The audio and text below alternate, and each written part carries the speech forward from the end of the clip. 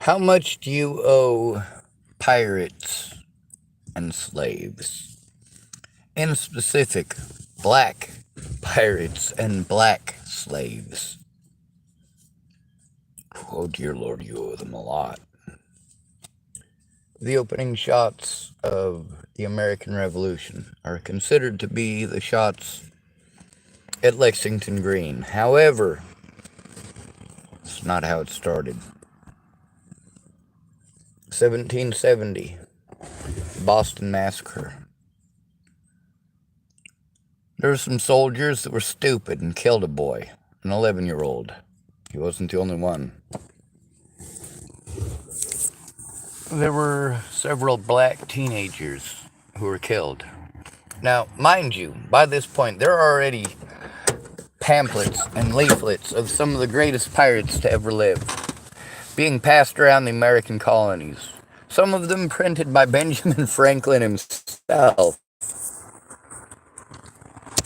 Being passed around the continent. Yeah, people were taking copies of that off into the woods with them. Kind of like people do today with, hey man, I got all this information on the Ruskies and how to protect ourselves against them. Let's go off in the woods and hide. Cute idea. I've tried to show the reality of that situation. Great idea. Doesn't work right now.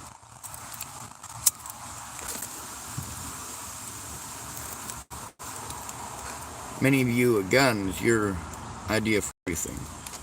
You know what the first global war was? The very first world war was the American Revolution. You think I'm joking?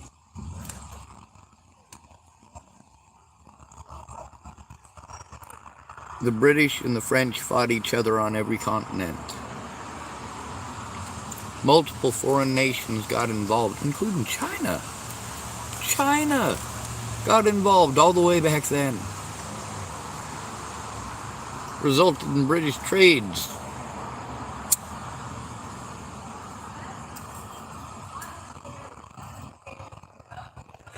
So let's talk about the pirates, the ones that were glorified. The ones that were glorified were, well, Blackbeard and his men. Well, revered men. There was a lot of the bloodthirstiness taken out, but some of it was left in, depending on what portion of the war they were in, what portion of revolution they were in.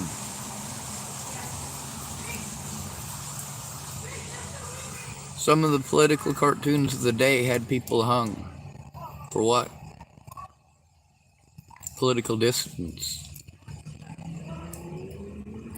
And if you were to draw a picture of the king stomping on the American continent, you're under the rule of that king. He's not going to take kindly to that. When you draw him as fat, God, I hate boogers, and pompous and brutish, yeah, he's not going to like that. But Queen Anne's War is where the pirates that we wanted to glorify for many years, the longer it went on, the more Bonnie and Clyde became folk heroes rather than bloodthirsty animals who liked killing police officers. Enjoyed it. There's also a reason that people enjoyed killing police officers back then. Same reason that people do it today. Because police officers believe they're above the law. And though they're not supposed to be, they're supposed to be held accountable. Who's going to hold them accountable but the Second Amendment? One of the cornerstones of this here great and mighty nation. The reason for that is because without Americans owning guns already, there would have been no revolution. Soldiers brought their own guns from home.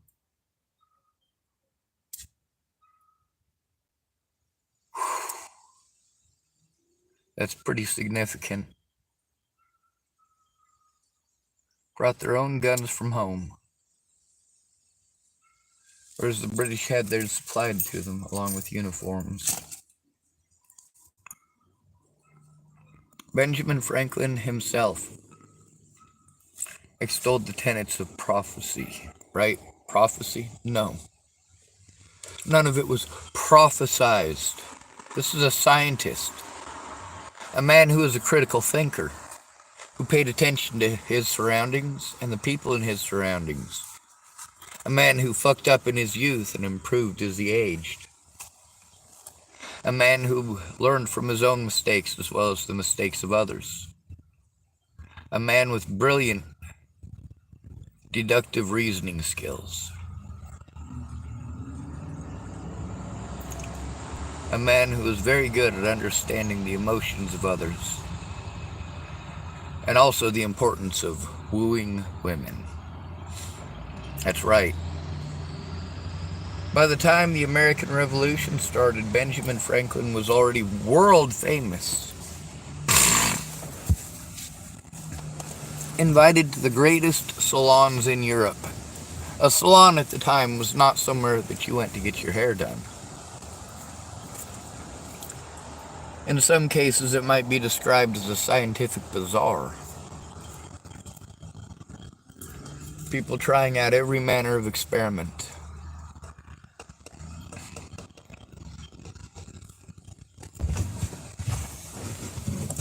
The British, the French, the Spanish, all used the people as slaves, as slave labor. Required nationalism. This is something democracy absolutely is not. And the only true democracy to ever exist is piracy in the Caribbean in the 1720s.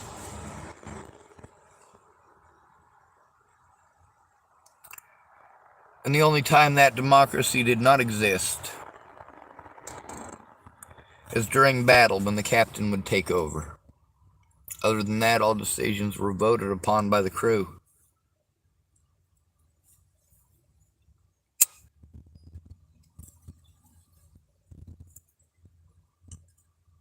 Of the sailors, by the sailors, and for the sailors. The brethren of the coast, or brothers of the coast. There were women who were brothers of the coast. Women who had voting rights in the 1720s.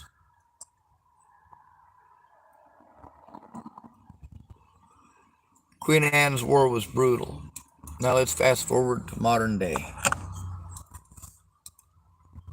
By modern day, I mean everything from the opening shots, Crispus Attucks. He was considered the first casualty of the Revolution, the American Revolution. Now we consider ourselves a nation starting in 1776. So how could that possibly be when Crispus Attucks was murdered by British regulars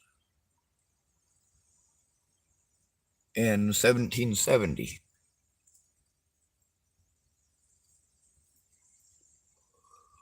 It was over a wig made for a British soldier who struck a black child in the face with his rifle butt, thinking it was okay. This is after tensions were created over an 11-year-old boy shot to death by British. 11 years old. These are absolutely acts of tyranny for which every American should be armed.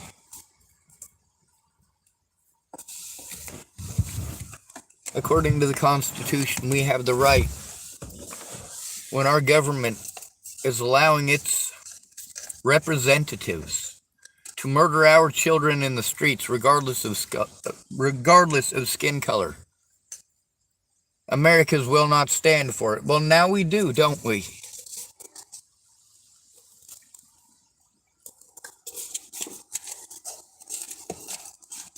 Crispus Attucks was a sailor and a whaler. Now, we've got lots of hate towards whalers today, don't we? Lots of reasons why they did horrible things, but at the time it was a matter of meat, lamp oil, making a living. Over 70% of our sailors in the American Revolutionary War were black fishermen. Fishermen. That's right. All volunteer. Did you know that? It was an all-volunteer corps. Here's how it worked. You and your soldiers set up a fortification on Breed's Hill. Lo and behold, General Gage and his men decide they're going to bombard your fortress by sea. And they're going to send Bostonians basically out into the streets at gunpoint, so that if there's cannons being fired from Breed's Hill towards another peninsula that the Americans wanted to capture, needed, so they could fire upon Boston, that they could see their families and loved ones from Boston standing out there in front of the buildings they're supposed to shoot. The brutes. The brutes. Hiding behind civilians. This is not something that would be tolerated in modern war, would it? Oh wait, but we've got rocketeers from Georgia. This is not Georgia, the United States, but Georgia, the former Russian state. Going to Palestine. Going to schoolyards in Palestine and firing medium-range rockets from those schoolyards. And then the school gets bombed. Whew.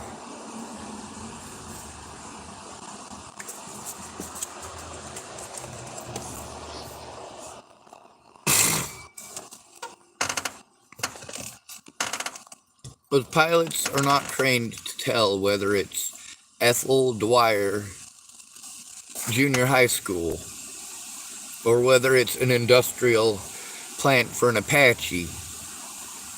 They don't know the fucking difference. What they see is where the rockets were fucking launched from. That's what they see, and that's what they're bombing. What horrible people to put those children at risk to begin with. See, it's all about how to twist it to gain the hearts and minds of others. I'm not promoting anything that Israel is doing.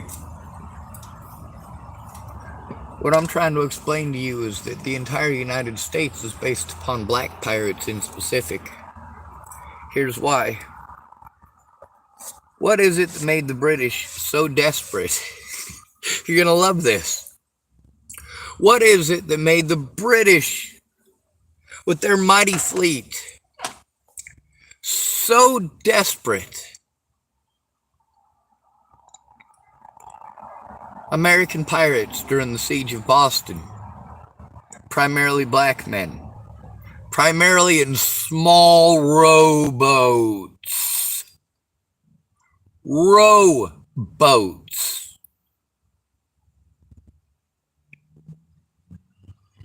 You start ferrying your stuff ashore, you need people with rowboats. When the majority of the people who are coming up to you and getting goods off of your ship to take to shore, they get paid once they get to shore with the goods. That's how it works. You take the goods to shore, you get paid your fee. Instead, there was a whole bunch of black folks that went, you know what? These white folks literally started a revolution. Literally made all of us our own country. Because the British shot some of our people. The national pride from black people during the Revolutionary War was fucking phenomenal. And the outpouring of support from the black community During the War of 1812. Oh my God, even with slavery being legal. And you know what?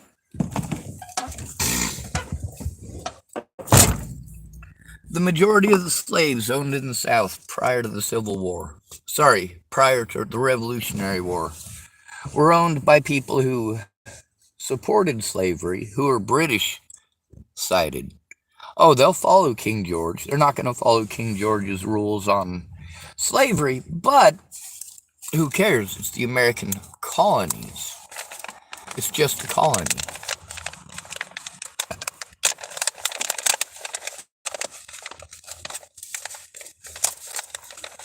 The last American slave was freed in 1942.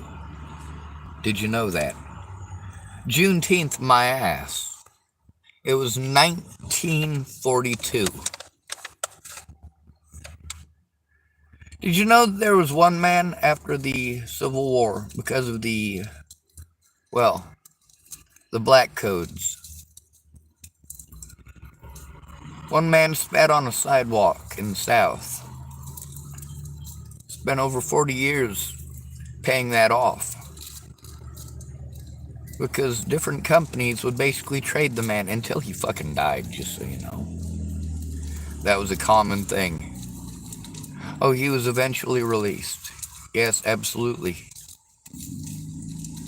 After it came to light many years later that this had happened and that it was a footnote in our history, they couldn't wipe it under the rug. They had to do something to morally appease the situation. None of that changes the fact that we used piracy in the Caribbean as our model for democracy, or the idea of democracy that we were selling to the American people.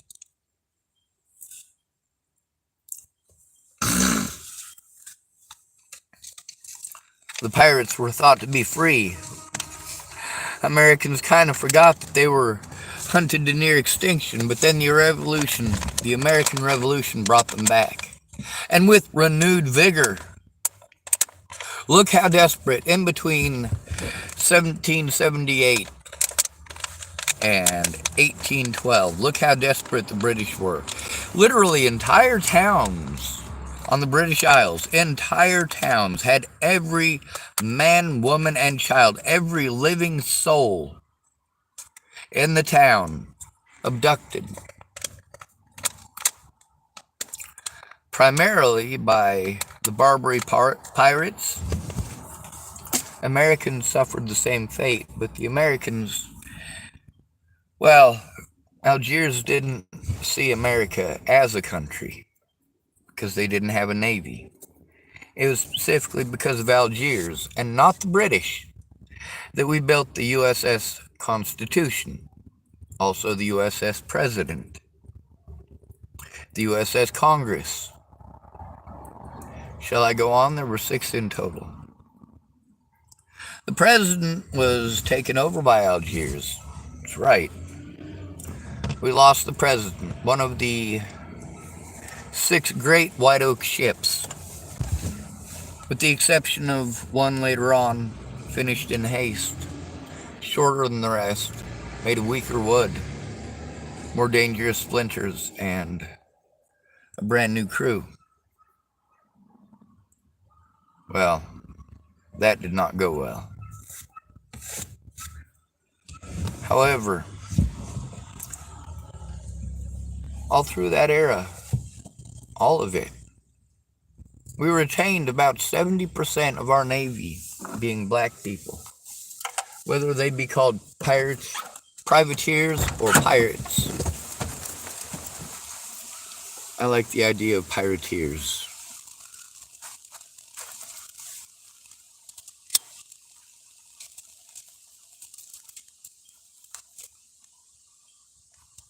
You worked alongside your brothers and your sisters. You forgot a whole lot about that through our modern history, haven't you? The Gucci bag, the Louis Vuitton, the brand new iPhone, the new Twitter, more fancy makeup and clothes that make you look sexy.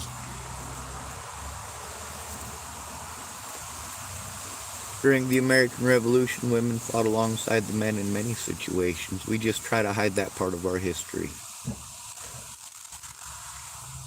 Many of them in a medical role, some of them in a battle role.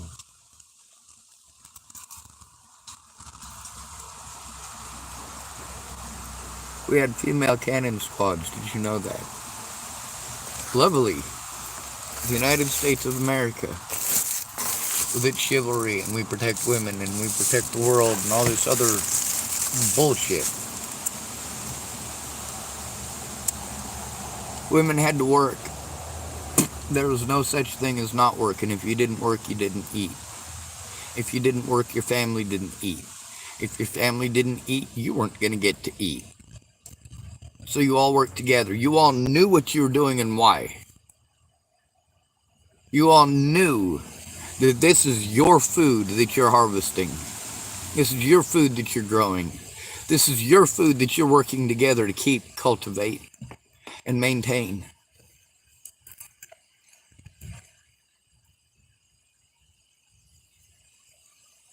Many pirates after Queen Anne's War, they tried to retire and they were busted when they tried to move into a township in America, in the American colonies. The same colonies that would cry out their names as if these were glorious men. Who answered the call in the American Revolution? Was it the pirates of the Caribbean from the 1720s? No, these people had long since passed. Any of them that were still alive would have been in their 70s or 80s. If they were still alive. No, it was just like the story of Robin Hood.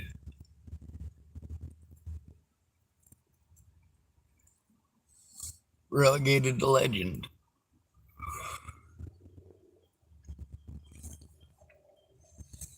Well, all right. At least we know where we're going.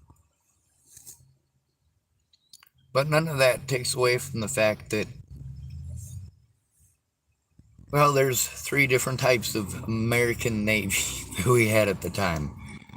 You might say America was the first brown water Navy. First, we had the ferry crossing. That was straight up piracy in most cases. Americans would find an area where there's a ferry crossing and they'd say, hey, we're not gonna pay to cross here. We're also not gonna make you pull because we can get ourselves and our gear across faster. We're just using your equipment.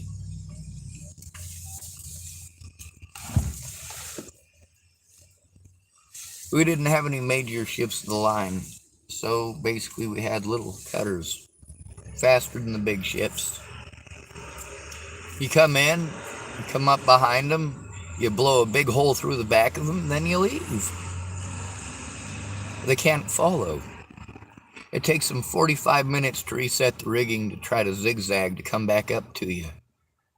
By then you're long gone.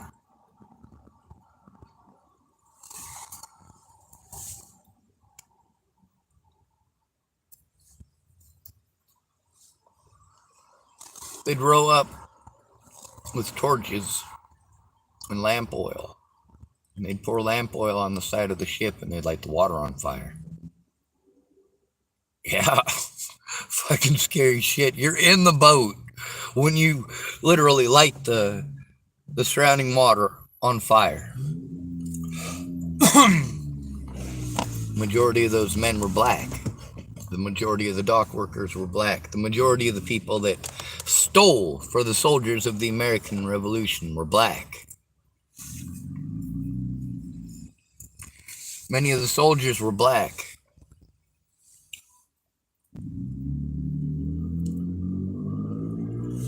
The Battle of Bunker Hill, there were several soldiers there who were famous for their deeds at Breed's Hill. The Battle of Bunker Hill didn't take place at Bunker Hill.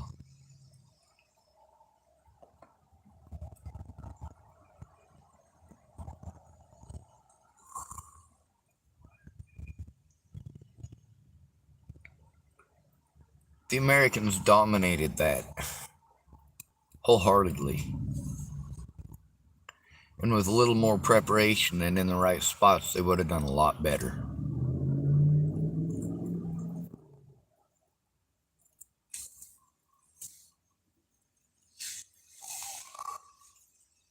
All this time, however, the British in Boston, in the Revolutionary War, very beginning stages, matter of fact, British were getting their asses kicked, monetarily, and of course they lost the battle in numbers as well. It's difficult to attack a fortified position. You can defend a fortified position with far less men. They can hide behind cover. They're harder to see, less of a silhouette, less of a target to hit.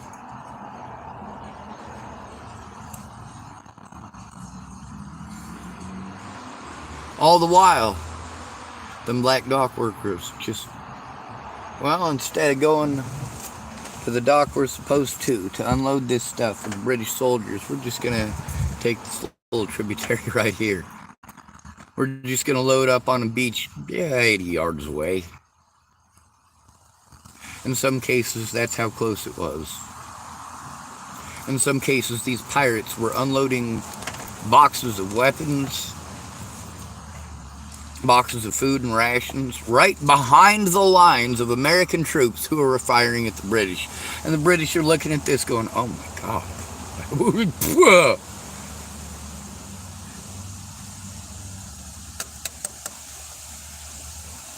What do you do then?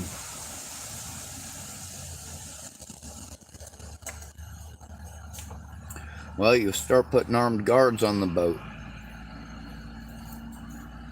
Well, they're easy enough to push off, so they started having them sit. Well, when they're sitting, it's easy enough to push their firearm up in the air. They only get one shot.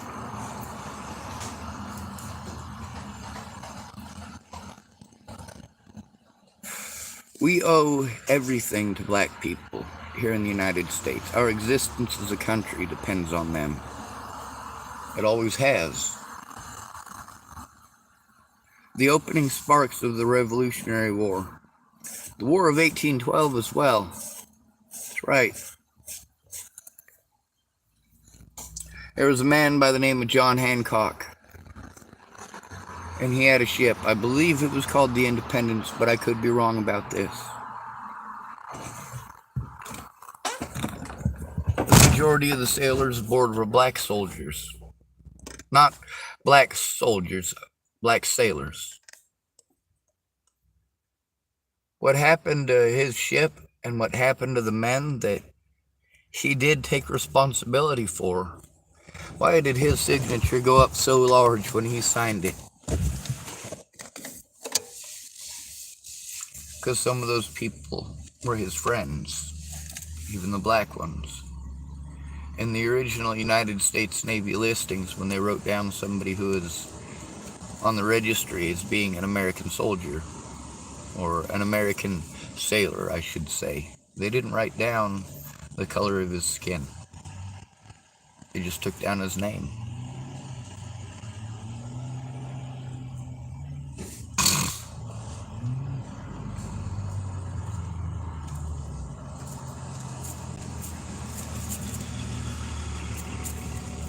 So we got to beg ourselves to ask the important questions.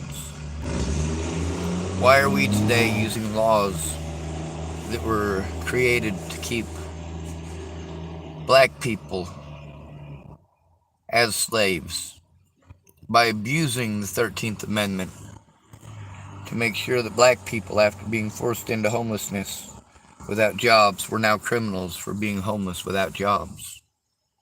To this day, we use those laws against all homeless. We still propagate the same hatred that was started in the South to somehow criminally justify harming the most at risk of our nation. However, that's no longer black people. It's the homeless.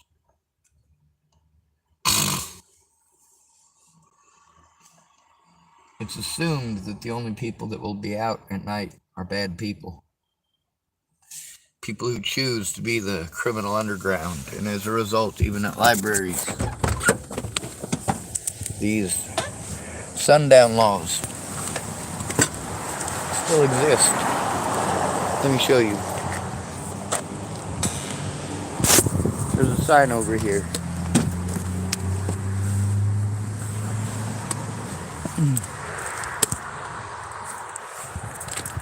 We'll show it to you.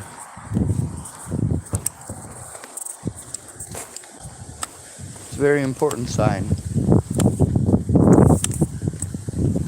This was the county library. There's a park here. There's a sign right there. Let's get up close to that sign. We'll read what this sign says. The Black Codes, sundown laws, are very much alive today. In so many ways. And of course you see how it's justified. Well, some of these homeless people are on drugs. And we're trying to keep the druggies out of that place by keeping everyone out of it. No one's allowed to use it. That somehow makes it okay. But again, we're at the county library. It's so pretty. It's so beautiful. Isn't it? County library. Right here. It says Tillamook County Library 2006.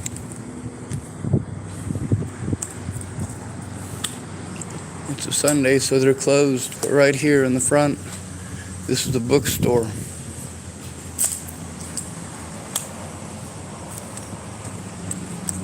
Go a little further. Looking at the same building. There's a little park next to it.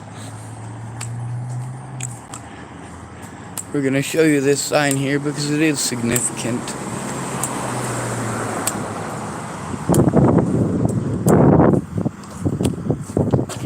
Park closed, dusk to dawn. Library.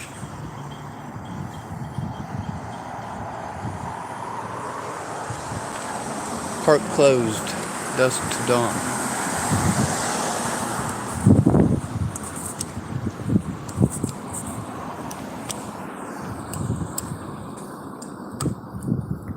Who actually follows that rule?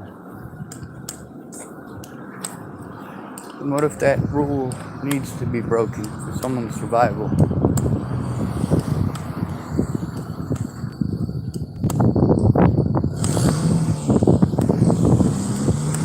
Many of us paid our taxes for years before we were injured. We were told when we were injured that we're not paying taxes, so we don't deserve anything except punishment for being disabled. You tell us it's our fault and nobody owes us a thing, but then you tell us what we owe you.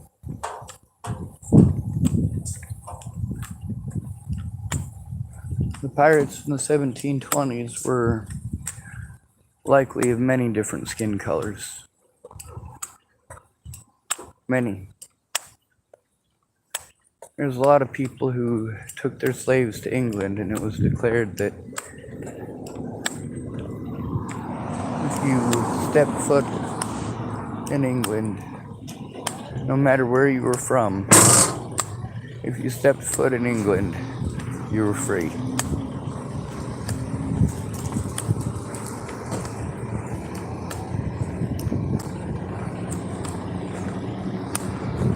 So there were many people of many nations who were freed because of that. Slaves from China, slaves from the Middle East, the Mediterranean, slaves from the Caribbean and South America, slaves from the United States, Africa.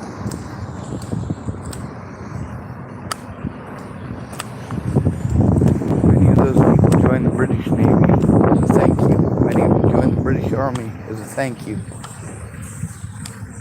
But British Army soldiers are depicted to this day as all white. That was kind of a 20th century thing. I'm not sure how many of you are aware of that. We try to depict black people as being the servants on board Navy ships in many old movies. And many movies depicting them ancient days of the age of sail. Right? Said all theatrical.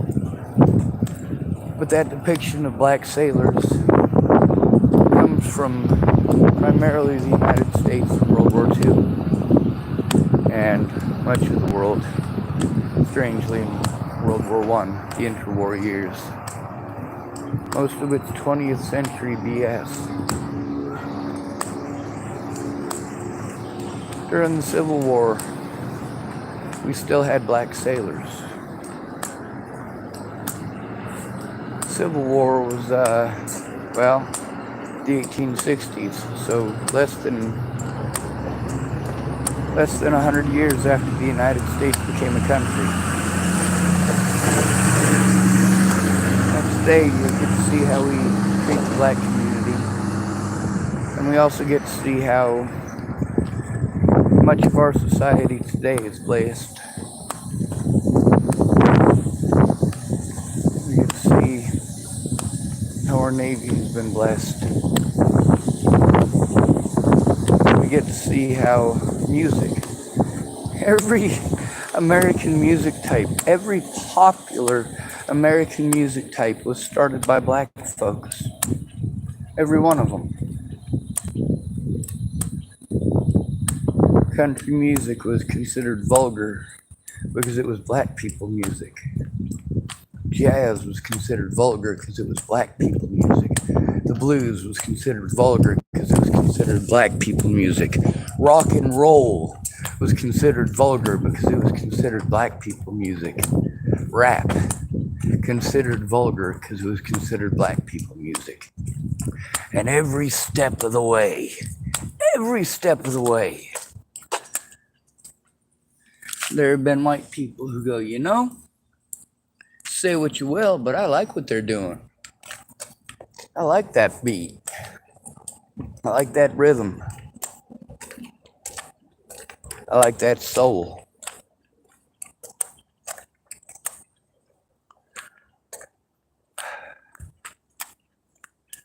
The opening shots of the revolution, between an 11-year-old getting shot in February of 1770 and a black child getting smashed in the face with a rifle butt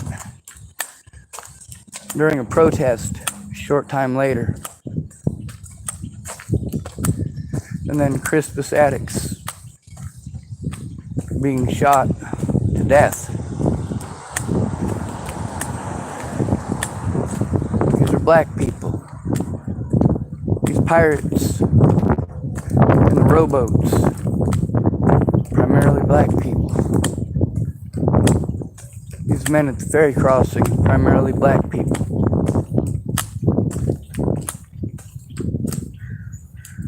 The ones on our cutters, well, they weren't really cutters at the time, were they? They were sloops. In specific, the Jamaica sloop, most popular American sloop at the time. Jamaica sloop and the Bermuda sloop, both very similar and similarly rigged. Both very powerful as far as harnessing the wind. Both very fast, even with a cargo load. Both capable of quite a bit of cargo.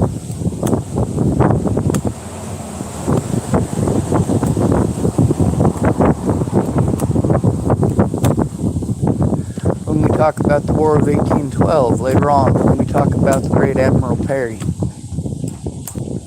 the same Admiral Perry that forced Japan, with weight of firepower from the ships of his cannon, forced Japan to come out of centuries of isolation. Yeah, that Admiral Perry.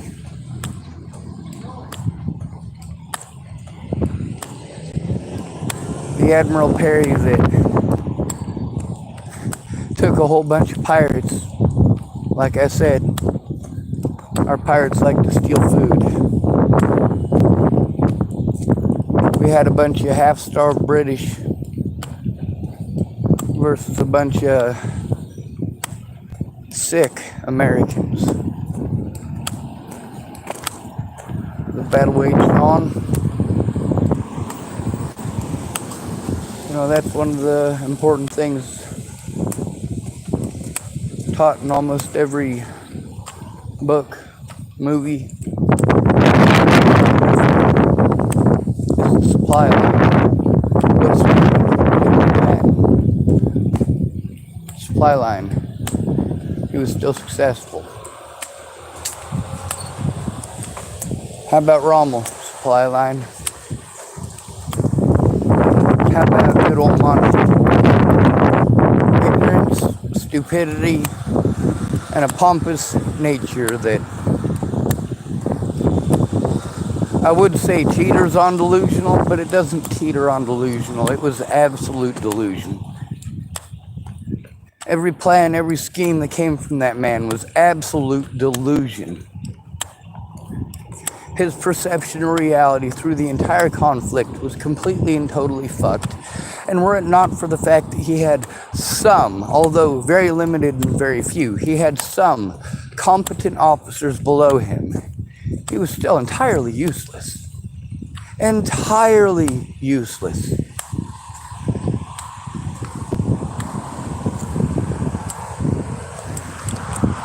Was it Monty that drew the Germans entirely out of Africa? No, it wasn't. They did not have the manpower nor the capabilities at any point in time to do any such thing. No matter what, they were going to overstretch their supply lines.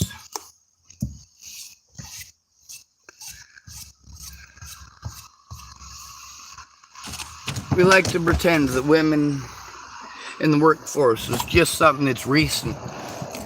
It's absolutely not. We like to pretend that women or black people in the military is recent. It's absolutely not.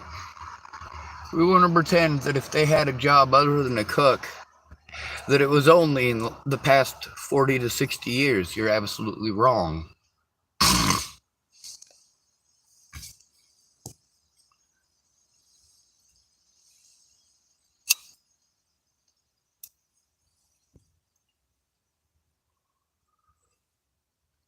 The Tuskegee experiments, all they showed is what the American revolutionaries already knew. In order to win a revolution, you got to have as many people on your side as possible. Getting the poor people who are being harmed the most on your side is the most important. But you got to have quite a charismatic character for those people to listen.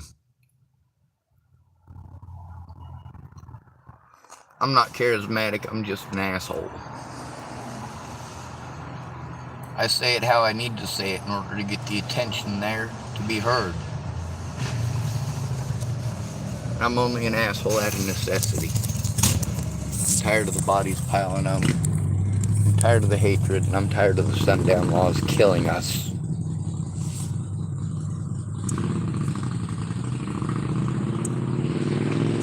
One thing I can say for this Jason Aldean thing and the recent insurgence of black folks saying that Larry Bird was the greatest basketball player of all time.